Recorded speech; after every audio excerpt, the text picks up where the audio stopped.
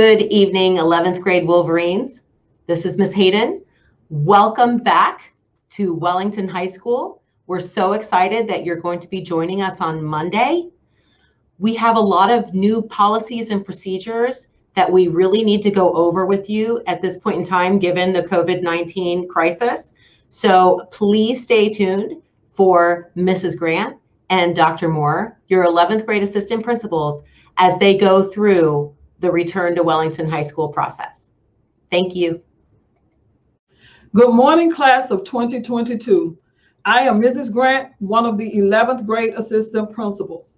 I know the start of this school year has been very challenging.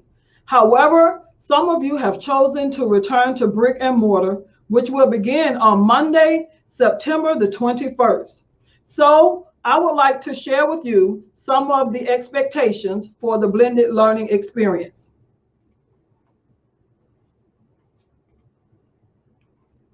In the 11th grade support center, Dr. Moore and I will be your administrative team. The guidance counselors are Mr. Andrew Saperstein, Ms. Stephanie Miles, Ms. Diane Cantwell, and Ms. Danielle Faircloth. Also, we have the administrative assistant, Ms. Yesenia Abreu. You will find all of our emails attached to this slide. Ensuring technology is prepared for teachers in distance learning and school settings blended model. The students will keep their devices for the rest of the school year in case we have to return to virtual at any point. Blended model distance school settings. Students will keep their devices in case we have to return. We expect students will use their webcams during their class time so that they can interact with their peers and teachers just as they would in a brick and mortar setting. Distance learning, including the blended model classroom sessions, will be recorded in order to ensure that students experiencing internet connectivity or power outage issues have an opportunity to view the recorded class when they are able to. Students are to be reminded that School Board Policy 8.123 requires them to keep their passwords confidential, and they are not allowed to disclose them to any other person without prior consent from their principal or teacher. Physical school configuration, isolation room. Any student showing symptoms of COVID will be sent to the isolation room for assessment by the nurse. The nurse will need to be informed when a student is coming for COVID-related evaluation. Student will remain in the clinic while being examined. After the nurse's evaluation, if determined the student needs to go home, then the student will remain in the isolation room. Anytime a student goes to the nurse, they are to bring all of their belongings. Parents will remain in the car. Gate guard will alert nurse that the parent has arrived. Student will be escorted to parent's car for dismissal at the theater. Hallways, follow the signs. We need your support. All hallways in the 100, 200, 400, 500, and 600 buildings are one way. We will use exterior doors this year. When students are outside, there is no one way. Extensive signs are posted throughout the school.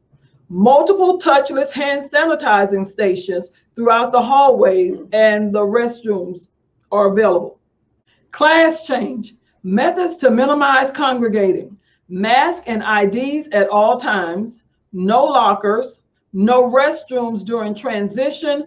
Students may rotate to the restroom during class time. Dismissal between classes are staggered 2 minutes apart. Odd, even classrooms alternating each day. Tardies will be recorded via SIS in extreme cases. Admin will be at post encouraging students to keep moving, no gathering.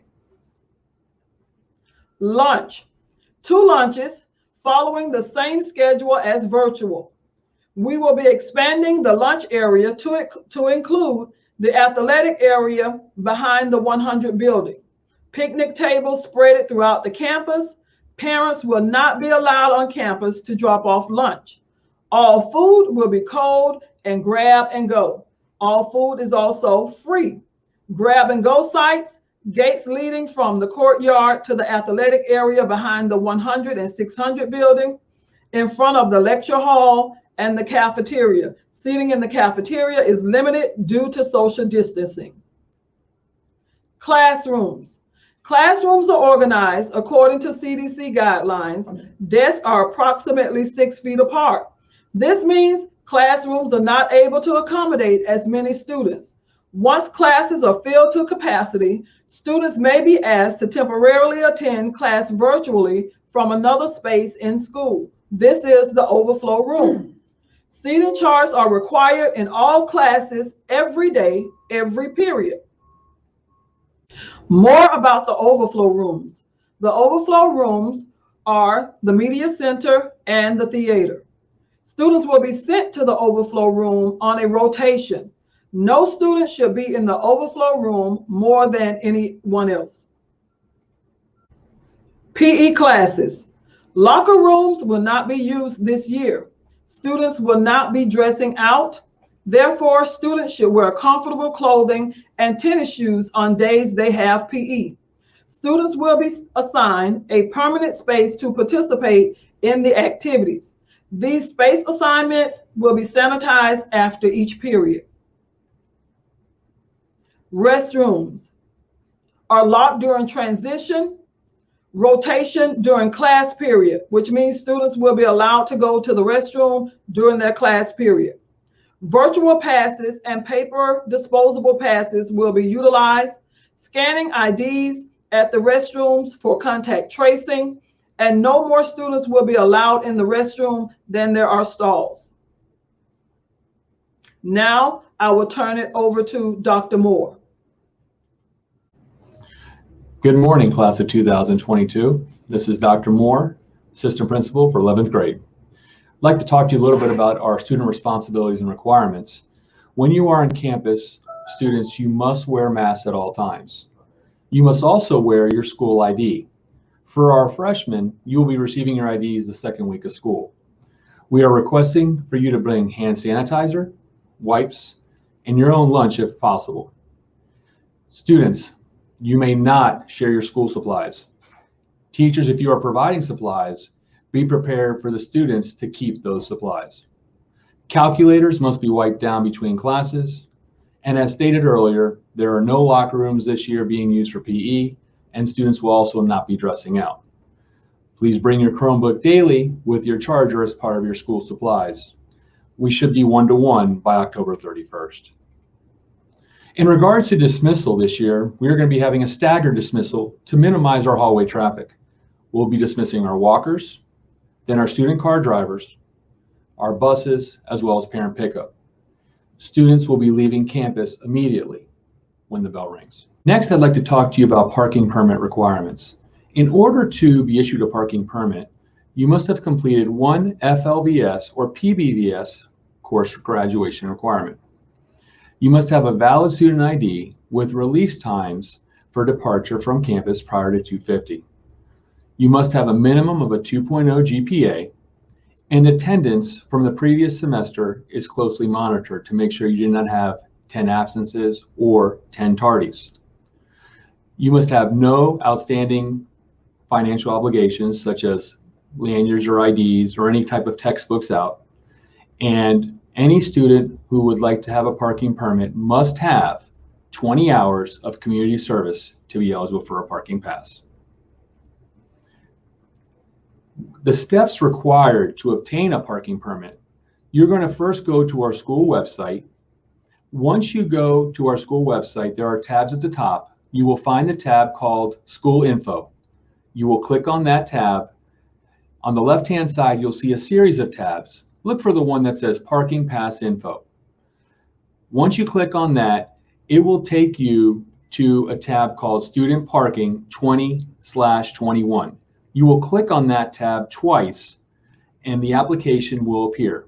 You must fill out that application in its entirety, upload all the documents, and then submit the application. At that time, the application will be reviewed by myself as well as the administrative assistant, Ms. Abreu, who oversees parking. If the student is approved, they will receive an email stating that they may go to School Cash Online and pay the application fee of $63 for the year or $37 if it's for half a year.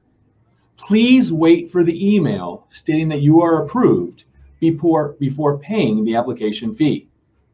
Once the fee has been paid on School Cash Online, please email your receipt with the student's name and ID number attached to yesenia.abreu@palmbeachschools.org. The student, once they're on campus, will then report to Ms. Abreu in the 11th, 12th grade support center where they will receive their parking decal. Remember, students may not park on campus during the day without a parking decal. In regards to brick and mortar preparation, there have been some school board policy changes and information. Please familiarize yourself with the visitation policy on district property, pre-approved visitors, as well as the student policy. Attendance for students and documentation. Attendance will be taken for both distance learning as well as on campus. A new attendance code, V, will be available for students in distance learning. The V stands for, very simply, that they were virtually present during their Google Meet. P stands for present. Absence and all other codes will remain the same as in the past. In regards to attendance of students with the blended learning model as distance learning and brick and mortar, the students need to attend classes every day that school is in session during the scheduled time. Please make sure to log into each class on time. A late login is still a tardy tracked in SIS. During class, students will adhere to the School District of Palm Beach County Student Code of Conduct. All students enrolled in secondary courses must adhere to the attendance and mastery requirements as stated in Policy 8.01. Students without the internet will be put on an individual instructional plan with assigned school personnel for additional support and contacted daily via an alternate communication plan.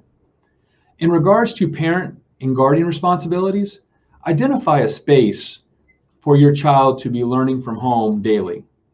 It is expected that parents and guardians shall, to the maximum extent possible, ensure that the child participates in the distance learning program. Please inform the school administrator or the teacher if something is occurring that is preventing your student from attending school regularly. And remember, we're a team. Please work cooperatively with school personnel to solve any attendance problems that may arise. In regards to our COVID protocols for students and families, please familiarize yourself with the COVID policies for families and students, Policy 5.326. Thank you, parents, guardians, students of class of 2022. Thank you for your time. If you have any questions at any time, please do not hesitate to reach out to myself, to Ms. Grant, the other assistant principal, or any other members of the 11th grade support team. The email addresses were provided to you at the beginning of this presentation. Please do not hesitate to reach out, and let's have a great school year. Thank you again for your time. Have a great year.